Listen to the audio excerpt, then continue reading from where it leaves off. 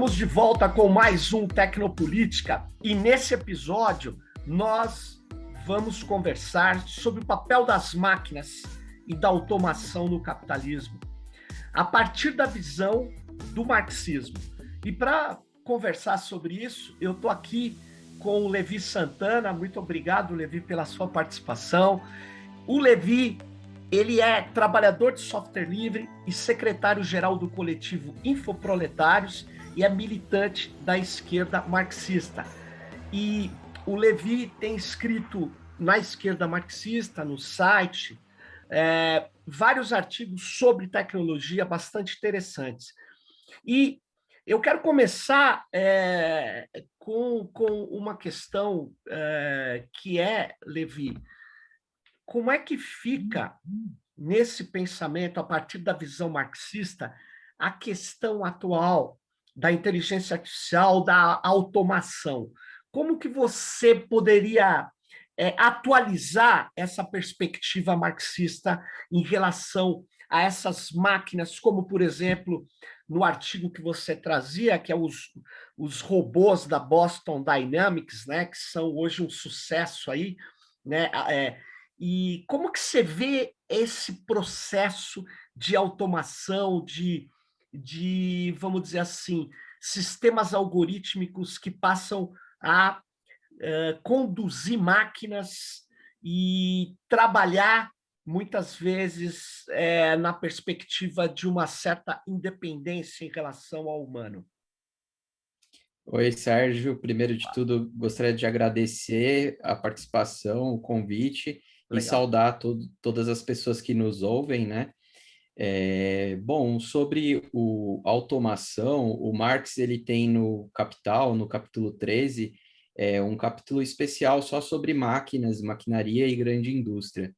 Nesse capítulo, ele coloca tanto as consequências sociais da maquinaria, como também a necessidade do capitalista de investir em máquinas cada vez mais. No Manifesto Comunista, que era o programa da Liga dos Comunistas, o Marx já escreve que o capitalismo ele revoluciona a questão técnica, a forma técnica do trabalho a todo momento. Então, o capitalismo ele sempre vai adicionar novas tecnologias. E mesmo no capítulo 13 do Capital, ele fala dos autômatos, que são máquinas que conseguem controlar outras máquinas para poder automatizar cada vez mais uma grande indústria. Então, quando a gente vê as máquinas surgindo, né, que é do trabalho manual, principalmente dos tecidos, e depois os teares, e esses teares depois são controlados por máquinas maiores, que são controlados por trabalhadores, ele coloca esse nome de autômato, que seria uma fábrica totalmente automatizada. A gente até hoje não vê esse tipo de fábrica 100% sem trabalhador, mas é uma possibilidade que o capitalismo sempre coloca para a gente. Inclusive nos Grundrisse, ele vai mais longe, né? E coloca, existe a possibilidade de um dia o capitalismo não precisar mais, porque as máquinas já vão estar todas automatizadas. Então, é algo que o Marx já pensou. Só para dar um toque, o Grundrisse são os rascunhos do Capital. Para quem não está acostumado, né? Mas, por favor, depois eu tenho uma questão aí. Vamos lá. Exatamente, porque os Grundrisse é uma espécie de preparação, né? Os rascunhos, então ele prepara. Algumas coisas ele não põe no Capital, e essa é uma delas, né? De uma sociedade totalmente automatizada e sem a necessidade mais de proletários. Mas o capítulo 13, que fala da maquinaria, ele está inserido numa seção que é da mais-valia relativa.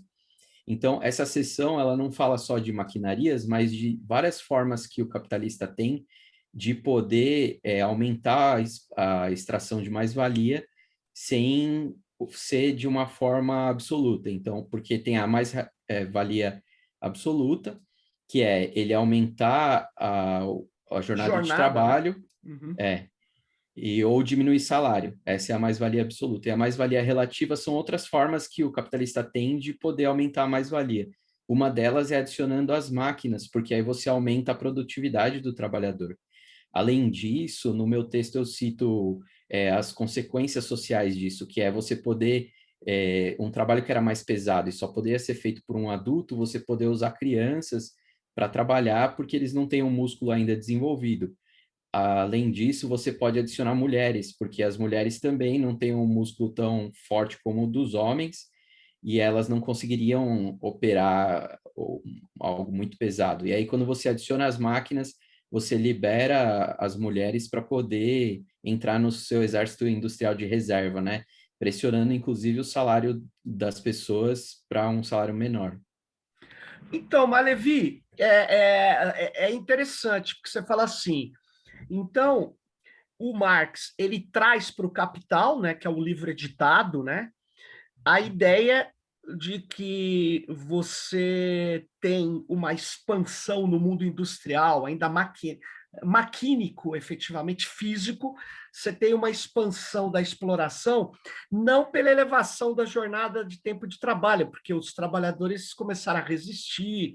Bom, todo mundo conhece essa história. Aí ele aumenta, porque com o mesmo número de horas, ele sofistica a máquina, e aí o trabalhador operando essa máquina, que muitas vezes operam, como você bem disse, outras máquinas, ele cria mais produtos e, portanto, o trabalho não pago, que é a mais-valia para ele, é maior, né? Porque ele cria mais riqueza e ganha a mesma coisa. Mas e no mundo informacional? Aí eu queria entrar com você. Nós estamos falando agora de um mundo. Como é que você vê os fluxos da mais-valia ou do trabalho não pago, Levi, numa empresa como o Facebook ou Google? Como é que você descreveria isso para mim?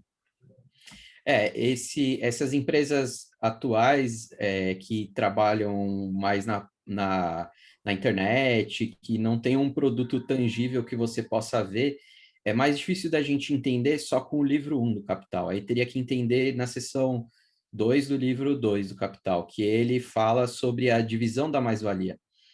O Marx ele é bastante específico em dizer que a mais-valia é gerada na produção de mercadorias. Então, é na fábrica, quando a gente está produzindo um óculos, um fone de ouvido, a comida, tudo que é gerado industrialmente, na verdade, toda a mercadoria gera mais-valia. Mas essa mais-valia, depois, ela é distribuída. Então, no livro 2, o Marx explica isso. Muitas empresas extraem a mais-valia que foi produzida na fábrica, depois durante a venda, durante o marketing, e aí que entra o Facebook, né? O Facebook é uma grande loja, na verdade, e usa os algoritmos para poder direcionar as propagandas para as pessoas. Essa é a forma de o Facebook entrar no capitalismo, né? Ou O Facebook, seja, no começo, ele não lucrava, ele demorou para poder ganhar dinheiro, que foi quando ele começou a fazer propaganda, né? o que você está querendo dizer é que essas empresas elas não estão gerando valor, eles estão se apropriando do valor que é gerado no mundo ainda físico. Não há possibilidade de você avaliar que produtos intangíveis gerem valor. Você não admite essa Não, possibilidade? não, isso Por não. quê? Isso é importante para todo mundo sacar qual é o centro do argumento que você está trazendo. Sim, por É, favor. é, é, para entender, é bom a gente voltar para o primeiro capítulo do Capital e a primeira seção, que é sobre a Legal. mercadoria. Então, o Marx, no primeiro capítulo, que muita gente considera o mais difícil de entender, né? O Uhum. Lenin, inclusive, falava que para entender o capítulo 1 100%, você tinha que estudar Hegel antes. Então, é muito importante que ele fala que inclusive ele faz até essa comparação entre o comércio e a produção da mercadoria. E ele faz, inclusive, uma ironia muito engraçada, falando que se a mais-valia fosse gerada no comércio, então bastaria as pessoas comprarem e venderem sempre o mesmo produto para você ter cada vez mais-valia. Então, não precisava mais gerar mais nada na sociedade. E aí ele explica na criação da mercadoria que é o trabalho humano que vai transferir o valor para aquele produto. E ele define o que é trabalho. O trabalho é você alterar a natureza para gerar valor de uso, gerar algo útil para as pessoas, que seja importante para elas. Por isso que, por exemplo, aquela piada dos liberais da torta de lama, ela não gera valor. É uma piada errada que o Marx já explicou desde o capítulo 1 do Capital, que é algo que seja útil para as pessoas. Existe como você trabalhar para gerar valor de uso na sua casa e não gerar mercadoria. Por exemplo, você faz uma horta, e aí você não vai vender aquele produto, você está gerando valor de uso, mas você Sim. não gera o valor de troca. Mas, por exemplo, Pode falar. Levi, para a gente ir aprofundando essa análise. Na época que o Marx escreveu, ele considerava trabalho produtivo isso que você está falando, tem que transformar a natureza e principalmente não é qualquer transformação, é fundamentalmente a transformação fabril na manufatura, nas fábricas ali. E ali gera mais-valia, essa mais-valia é transferida até para o padre, né? Tem até aquele episódio, né? O padre vive do quê? Ele vive da mais-valia que alguém trabalhou, né? Ganhou um salário, na verdade, né? O salário não é mais-valia, o salário é a parte paga ao trabalhador. Ele pega aquilo e ele vai na missa, paga o dízimo, aí o padre pega o dinheiro também do burguês, que talvez ganhou a mais-valia e pegou um pedaço e transformou em contribuição, não sei, mas ele, na verdade, não seria um trabalhador produtivo, o padre. E aí você está me dizendo que, além do padre, o Facebook, anos-luz na frente, ele não tem trabalho produtivo. O que eu poderia dizer é que o criador de um aplicativo, como o Instagram, que depois explode, é vendido por bilhões de dólares, também não é trabalho produtivo, segundo essa visão. E aí é que está o problema. Será que nós não estamos necessitando de atualizar o conceito de trabalho produtivo e improdutivo? Essa é a pergunta. Será que criação de bens intangíveis não são também fundamentais? Não geram valor e não extraem também trabalho não pago? Bom, eu quero primeiro essa pergunta, essa para você elaborar aí. Eu não acredito que a gente precisa atualizar. O que a gente precisa é entender como que é a sociedade é hoje, usando os métodos do materialismo dialético, que foi o método que o Marx utilizou. É muito complexo isso tudo. Existe até uma explicação mais científica de o que é o software, né? Sim. Por exemplo, se eu produzo aviões, eu trabalho na Embraer, por exemplo, e eu tenho lá um software que faz desenho 3D para o meu avião. Eu consigo construir aquele avião sem o meu software 3D? Não consigo. Talvez Hoje não. em dia é necessário. Hoje em dia é necessário. Então, o próprio software, ele também é um trabalho que gera mais-valia, porque ele está gerando uma mercadoria. O computador, se eu comprar um computador sem sistema operacional, ele não vai servir para nada. Então, Perfeito. o sistema operacional também é um software que gera mais-valia. Quando a gente entra na distribuição de mercadorias, aí é outra coisa. O Facebook, ele é uma grande loja, então não gera mais-valia porque ele não é necessário para a produção da mercadoria. Apesar disso, o computador do Facebook, que ele usa para poder rodar os algoritmos, ele precisa de um sistema operacional que foi gerando mais-valia.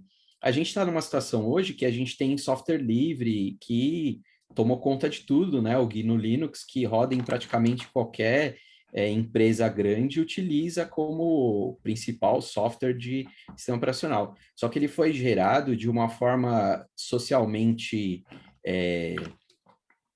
compartilhada, então foi gerado pela internet, pelo trabalho voluntário de muita gente e trabalho pago também de outras pessoas, mas só que depois ele é apropriado de forma privada, mesmo o software livre, por essas empresas. Então, a Correto. mais-valia que é gerada na Embraer, que é gerada na Boeing, ela está utilizando o software livre, mas está sendo apropriada pelo dono da empresa, pelo acionista que ganha os seus dividendos ali.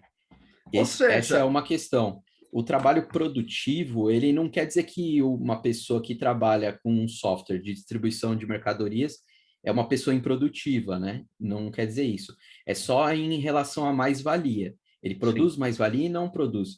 E por que que o Marx coloca essa questão? Essa questão ela é importante na insurreição, porque a gente não pode tirar o Marx revolucionário e falar só do Marx analista econômico. Não existe isso. Sei. O Marx, Uhum. desde o começo, em 1948, ele já era um revolucionário. Desde antes. 1848. É, que você falou 1848. 900. Eu falei Sim. 900, obrigado. Ah, Em 1848, ele já era revolucionário e ele escreveu Capital muito depois. claro. Então, ele entende que a gente saber como funciona a produção de mais-valia vai ajudar na insurreição também. Ele não acha que é algo desimportante. A gente precisa, durante a insurreição, conseguir direcionar esse valor todo para o bem da humanidade e parar de gerar para gerar lucro para os capitalistas. Eu não entendi uma coisa, Levi. Me explica o software nessa que você estava falando. O software é utilizado na Embraer, no teu exemplo, para criar o avião lá. Mas vamos voltar um pouco. O software é o quê nesse pensamento marxista? Ele é uma força produtiva. Ele é uma É força, uma, mas ele como força produtiva me qualifique melhor. Como que ele entra na cadeia de geração do valor? Ele é uma necessidade da máquina, do funcionamento da máquina. Por isso que Ah, eu tá. falei que sem o sistema operacional, o computador não funciona. A diferença é que a máquina ela se desenvolveu tanto que ela produziu algo que parece abstrato, que é o software, mas ele não é abstrato, né? Se você entende como funciona a gravação do software na memória, no HD, você vê que é algo físico. Então, o software ele é uma necessidade da máquina para funcionar, porque a máquina vai se desenvolvendo. Primeiro, de uma forma muito simples, rudimentar, depois ela vira elétrica, depois eletrônica, Sim. depois o software vai ser incluído, depois inteligência artificial, e aí várias outras técnicas que a gente nem Interessante. consegue prever, né? Mas vou explorar mais aí. A questão da inteligência artificial. A inteligência artificial que se desenvolveu mais recentemente, ela é baseada em dados. A gente até chama de machine learning ou deep learning e as variações que tem. Mas, em geral, ela precisa de muitos dados, ou seja, ela não tem vou chamar assim, uma programação imutável, fixa. Ela tem regras de aprender com os dados, dependendo de como é o modelo dela, né? Dos algoritmos, né? E por causa disso me vem, quando você estava falando, a seguinte pergunta: o dado não seria hoje uma mercadoria que passaria por todos os processos de transformação do capital, como o dinheiro? Eu vou dar um exemplo. O dinheiro, ora ele é mercadoria, ora ele é capital, ele tem transmutações. A própria mercadoria também tem, algumas mercadorias, não todas. O dado, ele não poderia ser entendido como uma mercadoria e, portanto, o tratamento dela por operários, não seriam operários, mas por trabalhadores do digital, não teria o mesmo efeito que os trabalhadores da fábrica? Tem uma discussão sobre isso, né? Tem algumas pessoas que levantam essa hipótese. Pelo que eu tenho estudado do marxismo nos últimos 10 anos ou mais, eu não acredito nisso. Uhum. Eu acho que o dado, ele em si, não é uma mercadoria do ponto de vista marxista. Pode ser chamado de mercadoria de outros pontos de vista, mas do Sim. marxista eu acredito que não, porque ele em si não é um valor de uso que a pessoa se interesse pelo dado em si. O dado, para mim, eu que sou trabalhador, né? Porque Sim. é muito importante diferir o trabalhador do capitalista. O Marx ele faz Uhum. isso a todo momento no Capital. O Claro. capitalista ele é a pessoa que tem capital, que investe na produção de mercadorias para ele ter um capital linha, ou seja, um capital maior do que ele tinha antes. Essa é a vida do capitalista. O Marx, inclusive, fala que o capitalista é o melhor animal para o capitalismo. E E o proletário é diferente. Ele tem a mercadoria, que é a força de trabalho dele, e ele vende a possibilidade da força de trabalho para o capitalista para obter dinheiro, que não é capital, é diferente o dinheiro pro capitalista e o dinheiro pro proletário. Então, ele obtém esse dinheiro para comprar mercadoria que ele precisa para sua subsistência, para sua vida. O proletário ele é obrigado a vender a força de trabalho, porque se ele não fizer isso, ele não tem habitação, ele não tem comida. E é muito importante esse conceito. O Marx ele termina o Capital explicando o que é acumulação, o que é chamado de acumulação primitiva por outros analistas, né, econômicos, e aí não revolucionários como Marx, que é a expropriação dos camponeses, a expropriação de outras sociedades que eram pré-feudalistas, inclusive, para poder colocar como exército industrial de reserva, porque essas pessoas elas são retiradas do local de vida delas, que elas às vezes estavam por séculos lá e elas conseguiam sobreviver daquela forma, que elas tinham lá o seu boi, o seu arado, tinham a forma de estar naquela terra durante séculos comendo, sobrevivendo. E o capitalismo ele obriga as pessoas a trabalhar porque senão elas não têm esse básico. Então é muito importante a gente ver o Capital, ele não pode ser entendido só por um pedaço. Você tem que ler o livro inteiro para poder entender. E não só o primeiro, a gente recomenda sempre que leia os três. Porque é um conjunto mesmo. O capitalismo ele não funciona sem essas partes que o Marx coloca lá. E por isso que os revolucionários, o Trotsky no programa de transição, ele tem diversos programas para poder tirar do capitalismo essas partes para a gente poder causar uma revolução. Ô, Levi, mas deixa eu só voltar numa questão que você falou muito importante. O processo do capital, ele é complexo e muitas vezes as pessoas não entendem. Quando o Marx, certa hora, fala assim, o dinheiro só é capital no capitalismo. Você fala, como assim, né? Porque precisa ter relações de produção capitalistas para que o dinheiro e a própria mercadoria seja parte do capitalismo. Dito de outra forma, os fenícios vendiam lá na antiguidade mercadorias, compravam, sei lá, por 10 e vendiam por 20. Mas isso não caracteriza o capitalismo ter lucro. Lucro existe antes do capitalismo, um lucro comercial. Sem dúvida, você está falando que é preciso ter um sistema de exploração específico que explora o trabalhador, né? E o que faz o capitalismo se agigantar é a mais-valia, principalmente, não só, mas é a mais-valia e o desenvolvimento das forças produtivas.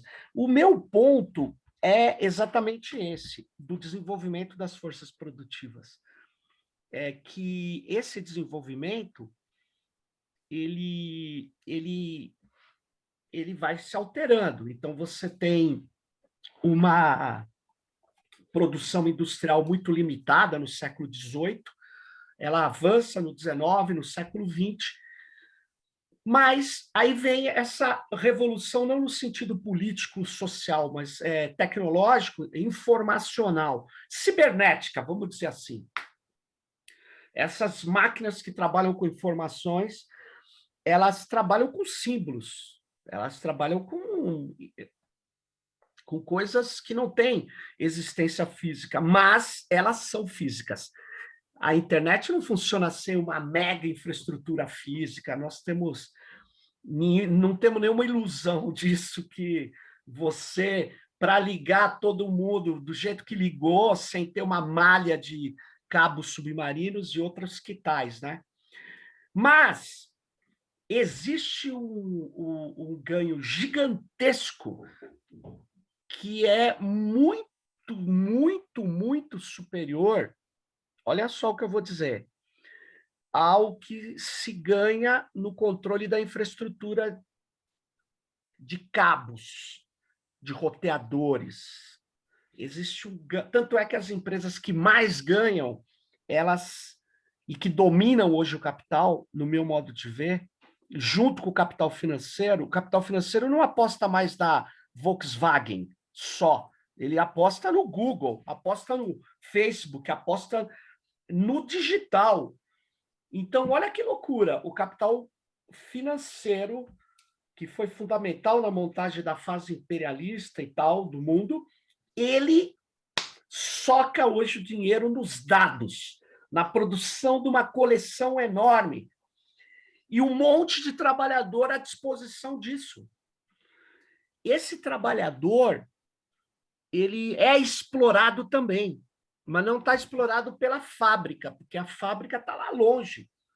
Ele está sendo explorado pela Amazon, pelo Facebook, e ele trabalha com o quê? Com digital. Por isso que eu acho que, assim como o Marx, no Grundrisse, no Fragmento das Máquinas, via a possibilidade das máquinas ganharem uma certa autonomia, tudo bem, ele não botou isso no Capital, concordo, óbvio, mas será que a gente não precisa partir do Grundrisse para atualizar essas questões? Esse é o meu ponto. Por causa da gigante, da grandiosa precarização, exploração do trabalho pelo digital. Entende? Esse é o meu ponto. Eu entendo, vou Sim. pedir para discordar, porque... mas claro, pô, estou aqui. Eu preciso ser fiel ao que eu acredito, que eu estou entendendo pelo que o Marx escreve, né? Eu acredito que, pelo que a gente tem estudado, a gente tem, inclusive lá no nosso site, marxismo.org.br, né, da esquerda marxista, a gente tem um jornal também que chama Tempo de Revolução, a gente tem textos sobre a Revolução Industrial 4.0, a gente tem estudos sobre isso, né? Eu estou sempre, como você disse, me debruçando sobre essas questões. Eu gosto muito da questão da criptografia também. Tem um texto sobre o Julian Assange, que foi um jornalista muito perseguido, né, pelo governo dos Estados Unidos. E você citou algo muito importante, que é o imperialismo, né? Algo que já é uma atualização do marxismo, se a gente for pensar, porque o Marx ele não fala sobre imperialismo, quem fala sobre isso é o Lenin. Apesar de o Marx já dar algumas indicações de que, no próprio Manifesto Comunista, ele fala o capitalismo ele abre novos mercados, destruindo as sociedades antigas e levando o seu produto para todo lugar. Então, como eu expliquei, o Facebook, o Google, são grandes lojas. É muito importante que a gente venda os produtos. Você vê quantas lojas que surgem da China, com aplicativos novos, que facilitam, fazem entrega rápida, e você tem uma variedade imensa de produtos ali na sua mão. Então, a mercadoria ainda é principal no capitalismo. Se a gente para de produzir a mercadoria, e por isso a greve é uma ferramenta essencial do trabalhador, se a gente para de produzir essa mercadoria, a gente consegue direcionar o valor para o que é necessário para a humanidade. Então, essas empresas, por mais que a Apple seja a maior empresa do mundo e seja bastante investida, ela produz um hardware, ela não produz só o celular pelo celular, né? Quando você está no celular, a gente tem até um texto, a minha organização é internacional, então a gente tem uma seção nos Estados Unidos que chama Socialist Revolution, né? Revolução Socialista. E lá a gente tem também um camarada que ele é bastante estudioso na questão do software, e ele escreveu um texto de como o celular faz para a gente ficar viciado via notificações. Então você não consegue, você está assistindo um filme hoje em dia, é muito mais difícil do que antigamente terminar o filme. Inclusive o streaming ganha com isso, né? Porque você consegue pausar. No cinema era bem mais difícil, né? E para chamar atenção, e aí aparecem as propagandas direcionadas para a gente comprar os produtos.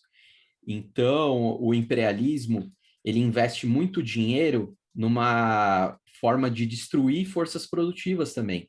As guerras imperialistas, o Lenin explica isso no livro Imperialismo, Fase Superior do Capitalismo, que o Estado, ele deixa de ser progressista, né, nesse momento monopolista do capitalismo, e ele passa a ser indutor de destruição de forças produtivas.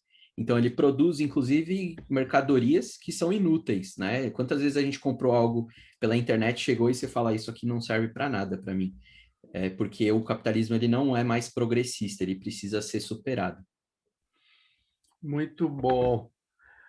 Tem uma passagem no texto que você escreveu sobre a, a Boston Dynamics, né? Você quer ver? Tem uma passagem que você fala assim, que o Estado é... Bom, que o uso de robôs em substituição aos seres humanos em suas atuações humanas, como repressões e assassinatos que o Estado executa, para manter o seu sistema livre de insurreições e outras coisas, né? Então, o robô não faz greve, né? O robô ele segue as ordens, né?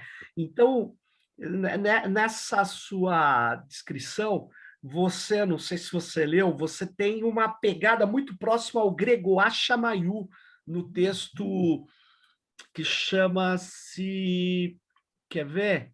Teoria do drone. É um texto de filosofia, mas ele usa o drone para fazer filosofia. E o Chamayu ele é crítico ao capitalismo, mas ele não é o marxista em si. Mas, de qualquer forma, você e ele têm uma passagem muito próxima, quando ele diz assim: o sonho do capitalismo é ter um Estado sem pessoas, onde ele possa operar sem contraordens, sem reflexão.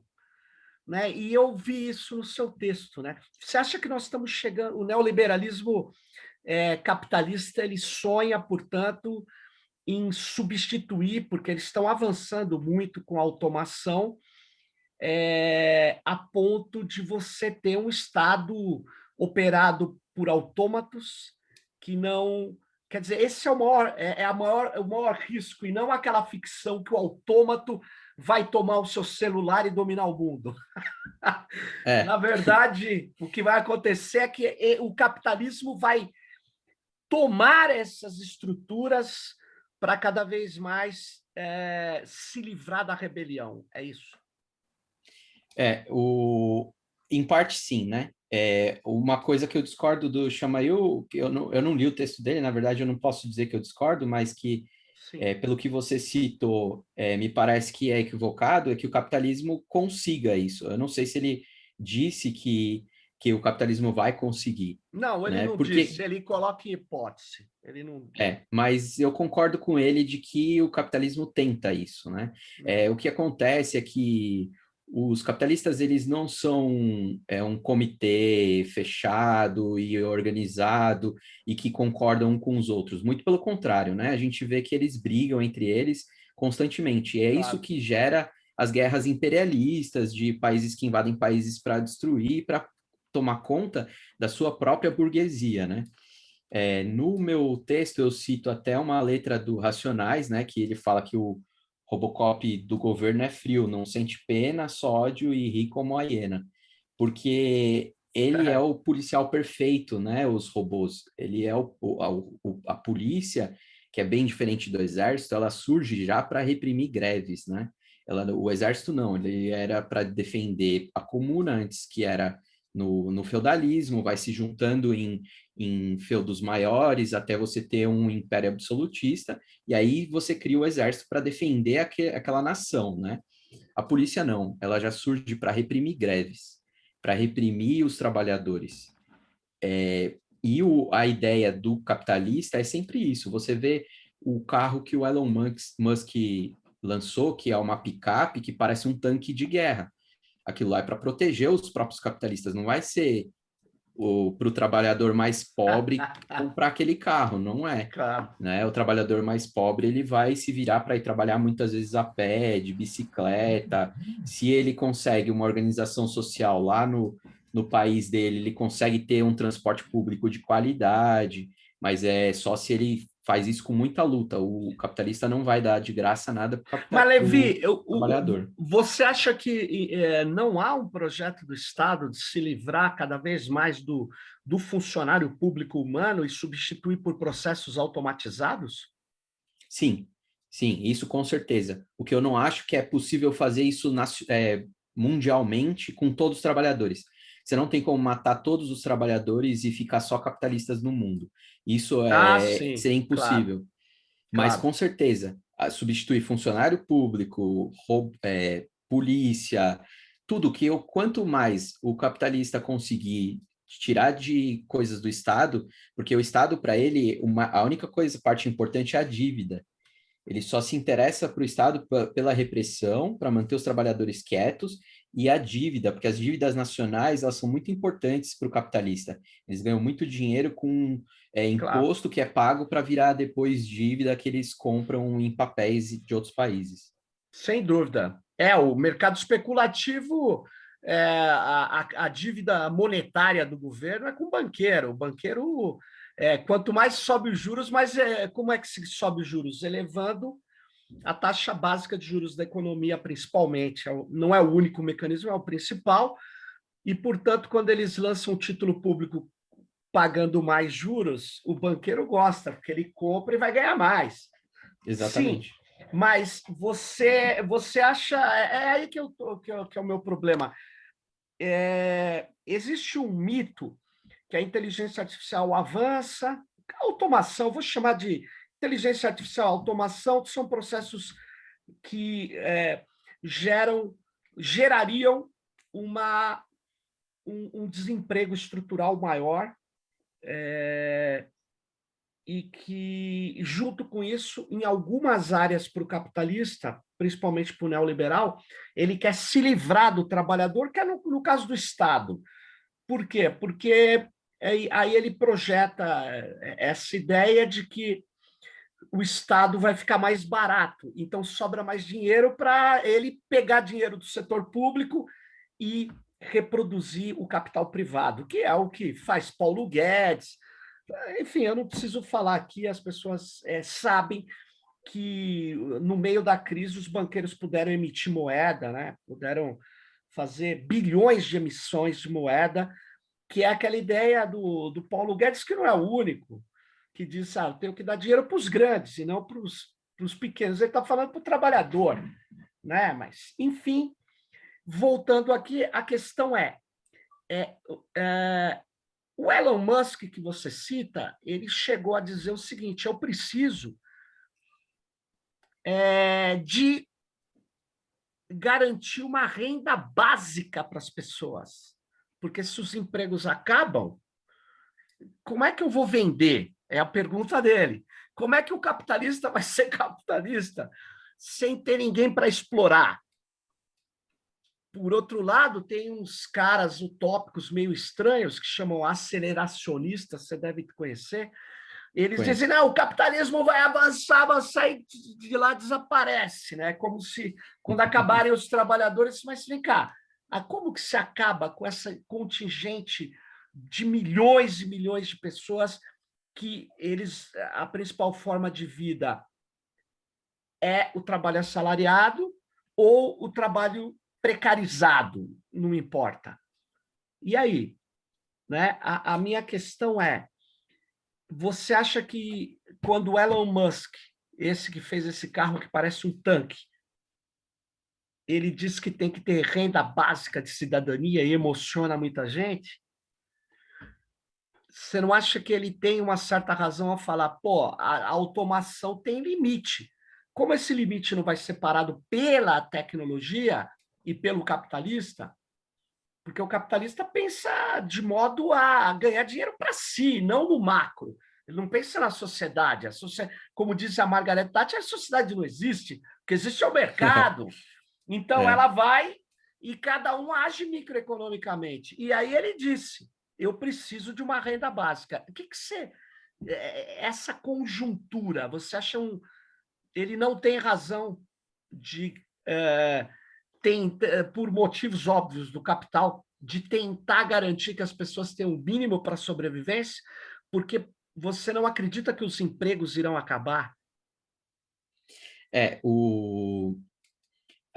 Essa renda básica, né? Inclusive aqui no Brasil foi aplicado, né, o Bolsa Família. Ele é um próprio programa do Banco Mundial, né? Uma forma de keynesianismo para você ter as pessoas sobrevivendo, mas elas não vão sobreviver de forma digna. Muitas vezes elas vão comprar produtos de baixa qualidade da Nestlé, de outras empresas que estão lá só para vender aquele produto e ganhar bastante dinheiro. É muito diferente do que poderia ser feito no socialismo, por exemplo. que aí você não tem bancos, quer dizer, você tem até bancos, mas bancos estatais, mas não tem mercado de capitais, não tem capitalista. Toda a produção de valor seria direcionado para as pessoas. Então, e a gente produziria de uma forma diferente, porque hoje a gente produz de uma forma completamente anárquica do ponto de vista de que não tem uma organização do que vai ser produzido, não tem uma organização do quanto as pessoas precisam. Então, a gente produz muita coisa, joga fora, polui o meio ambiente, destrói o planeta, e os capitalistas, eles só querem manter os lucros. Então, o Elon Musk, ele é um dos menos... ele tem mais foco na coisa, então ele entende que para manter a venda das empresas que ele controla, porque ele tem Sim. muito dinheiro, ele não tem só a Tesla e Não. a empresa de foguetes, ele tem dinheiro investido em diversas empresas no mercado. Ele sabe que para ele continuar vendendo os produtos, ele tem que ter alguém que tenha dinheiro para comprar. Claro. Então, ele está pensando só no lucro dele, mas não é assim que a gente vai resolver os problemas, né? O valor que é dado para essas pessoas, o dinheiro que elas têm para poder comprar é muito pequeno, perto da inflação, por exemplo, que é galopante no momento que a gente está conversando, e essas pessoas não vão ter o básico, né? Claro. Muitos trabalhadores que têm salários também não conseguem pagar as contas. Imagina quem recebe essa ajuda de custo, que é uma ajuda de fome, praticamente. A pessoa consegue comprar coisas muito básicas para aquela semana, e aí chega depois, ele tem que esperar o próximo mês com 3 semanas que ele vai passar fome, né? Não é a solução você dar um pouquinho de dinheiro e manter esse sistema de exploração, porque ele sempre vai aumentar a concentração de valor e Sim. diminuir o salário dos trabalhadores, porque é o ciclo do capital por completo, é esse. Tem um economista marxista, desses heterodoxos, tal, que, se eu não me engano, eu não sei se você já leu o livro dele, chama Tecnofeudalismo. É o Cedric Durand. Não li. Ele diz que... Eu vou tentar trazer o centro da ideia dele, que é o seguinte: ele diz que nós estamos vendo essas plataformas, esses novos gigantes da economia mundial, em conúbio ali com estados, muitas vezes, chinês, americano, e, e avançando e dominando tudo. E ele diz que isso está gerando...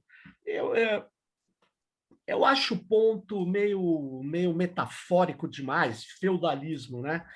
Mas ele está gerando uma coisa que eu concordo com ele, é que essas empresas estão tomando conta de cadeias produtivas pelo mundo todo, inclusive da agricultura. Você vai ver, eles estão entrando. Hoje, a Microsoft é uma empresa de agricultura também, Sim. a Amazon também. Então, como que você vê? Você não acha que isso transforma completamente o capitalismo, gera outros... uma necessidade. Eu insisto nessa necessidade de tentar ver a produção de valor e também os fluxos. Tanto tem alguns que falam que nós estamos vivendo uma nova etapa do imperialismo. Eu não tenho muita certeza, mas eu acho que a gente está vivendo uma fase muito similar a que teve no colonialismo histórico. Nós não somos mais colônia, mas nós estamos tendo possibilidades de riqueza tragadas daqui, levadas embora. Independente de ter exploração no norte do mundo, é óbvio que tem, mas é diferente a exploração lá e a exploração aqui. Ela é capitalista também, sim, mas aqui você tem um empobrecimento maior do que lá. Você não vê isso? Como que você vê esse imperialismo hoje? Tem um marxista bastante negligenciado, eu acho, Sim. que ele cometeu alguns erros práticos, que é o Bukharin, né? O O Bukharin, Bukharin, grande Bukharin. ele era genial, mas ele, apesar de ter cometido vários erros, né? Porque ele se aliou à burocracia stalinista e Mas reprimiu os ele bolcheviques. foi pego pelo Stalin depois, você sabe, né? Depois foi, Ele também foi enfim. Deixa para lá. Não sobrou ninguém, né? O Sobrou Stalin ninguém. não deixou ninguém vivo. Então, mas ele tinha um livro que falava do hiperimperialismo, né? Que era essa tese dele de um imperialismo de um outro nível. Na época, essa tese foi rebatida, né, por vários outros marxistas, e eu acredito que ainda a gente vê a mesma consequência do imperialismo que Lenin descreve, né? Que é essa tendência de você criar esses monopólios gigantescos que, controlado pelo capital financeiro, apesar de não ser mais as maiores empresas, os bancos hoje, quem controla é o banco, né? Que é quem Os investe o grupos de dinheiro. investimento, isso mesmo. São os capitalistas. Mas eles compram tudo, né? Teve um tempo atrás que o Sergey Brin, do Google, ele veio para cá e comprou empresas de geração de etanol no interior de São Paulo. Se eu não me engano, foi em 2004, eu não tenho certeza, mas faz bastante tempo. Então, os capitalistas eles estão sempre procurando onde investir. No livro do Lenin, ele fala sobre isso. Eles querem sempre obter maior lucro com um menor custo.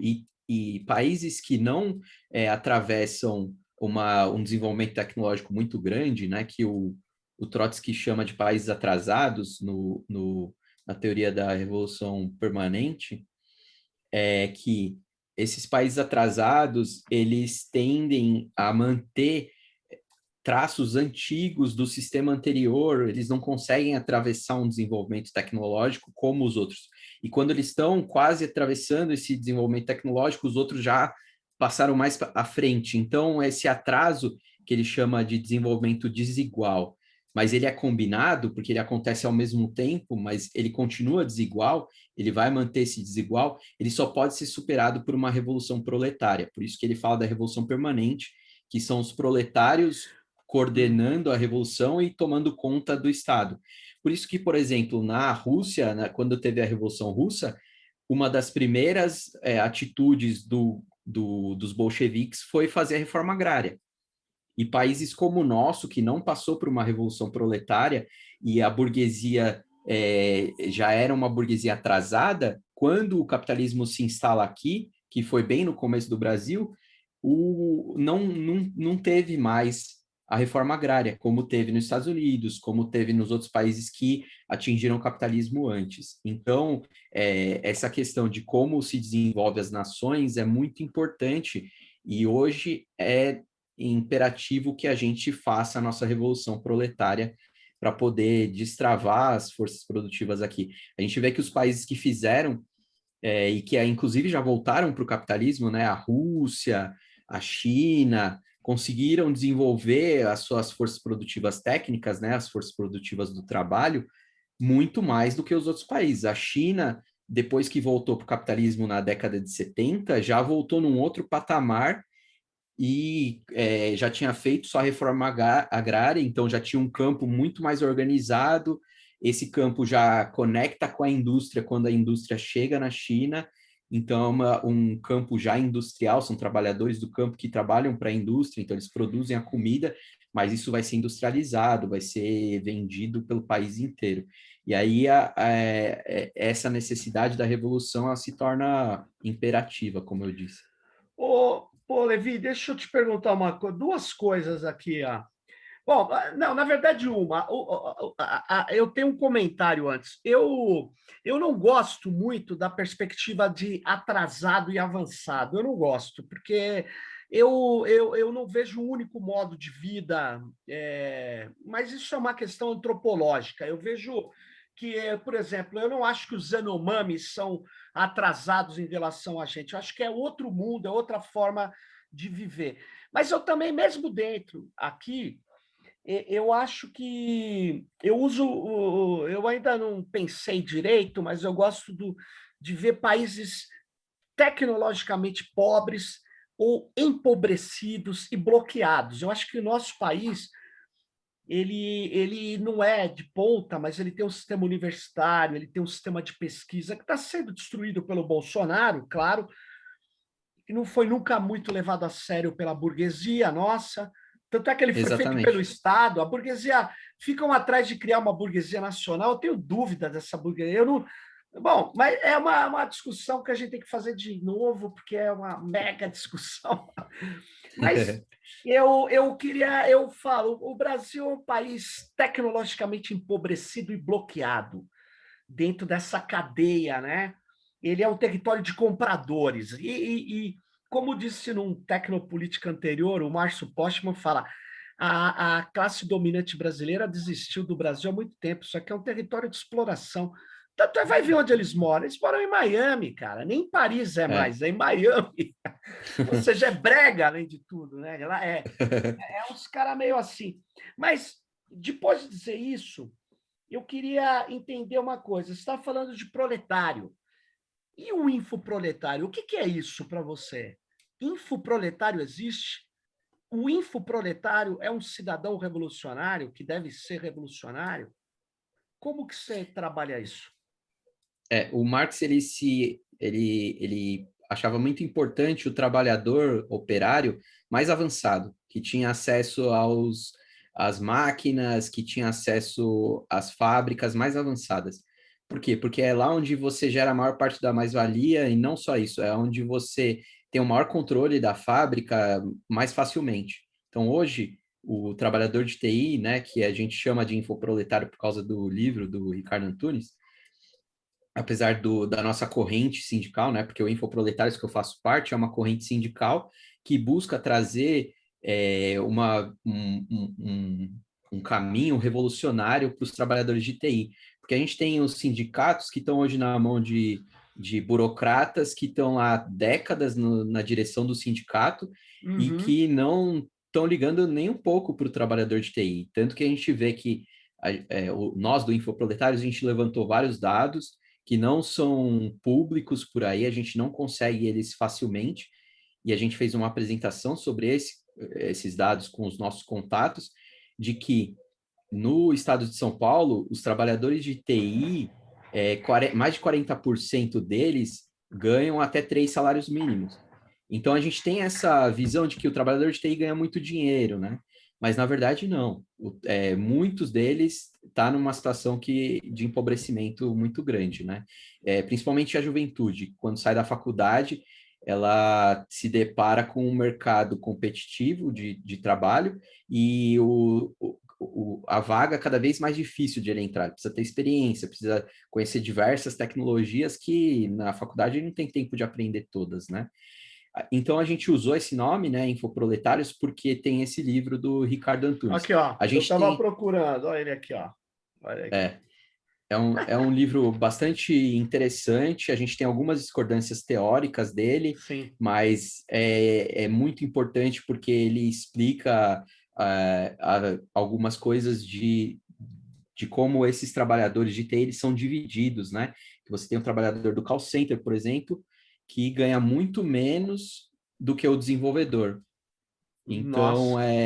essa divisão do trabalho, ela é importante de ser explicitada, de ser mostrada para as pessoas. Só fazer um comentário rápido, Levi. Eu tenho uma discordância, porque o trabalhador de call center, ele é um precarizado, ele não é de TI, ele nem precisa, ele não precisa saber programação, ele não precisa saber, ele não controla isso que você falou, os sistemas principais.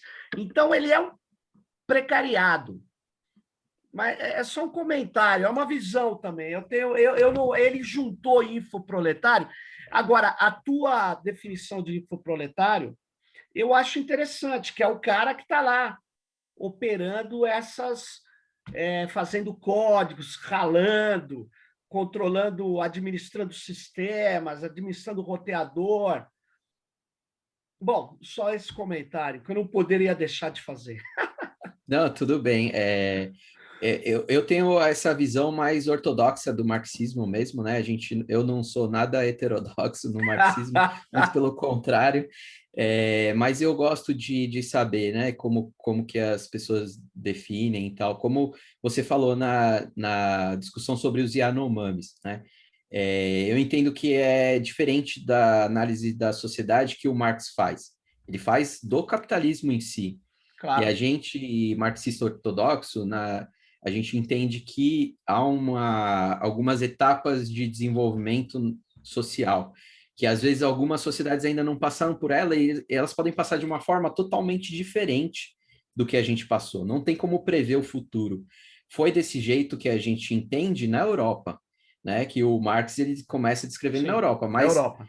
de lá surge e espalha pelo mundo, porque o capitalismo ele é um monstro sem controle, ele vai dragando e destruindo sociedades, né? Quando eu falei da É isso expropriação mesmo. da África, que ele fala no final do Capital, no livro 1, é de chorar os exemplos que o Marx dá, porque ele vai destruindo sociedades que muitas vezes tinham conhecimento teórico imenso, que quando o capitalismo chegou, foi no sangue, no ferro, né? O Marx usa essa Sim, expressão. sim, sim. Não, mas muito legal. A gente chegou a mais de 50 minutos, a gente podia ficar conversando aqui, mas o nosso episódio ele é limitado. Eu acho que foi legal, porque você esclareceu alguns pontos importantes. Muita gente nunca leu Marx, viu, Levi? É. Atualmente, e não sabe que existe livros que permitiriam que as pessoas pudessem ver, mesmo que ela não concorde com tudo, mesmo que ela não utilize como instrumento de militância política, que, concordando com você, o Marx não era um economista desinteressado, o Marx não era nem um sociólogo, o Marx era um revolucionário, isso é básico, né? Mas Uhum. ele pode ser visto de outras lentes, então, enfim. Mas muito obrigado pela sua participação aqui, e valeu, Levi, e se você quiser mais dar um recado aí, pode dar, e vamos nessa. Diga aí, Levi. Eu agradeço muito a oportunidade, Sérgio. Foi um papo muito divertido, gostoso. Legal.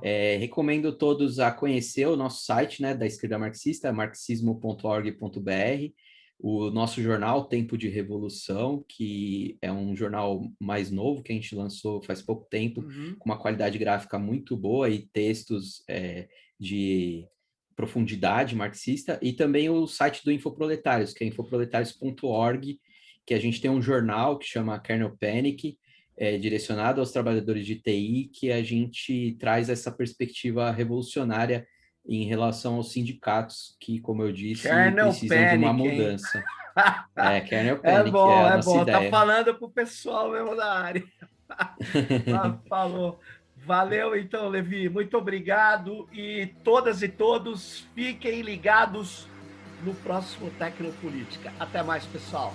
Tchau aí, Levi. Valeu. Tchau.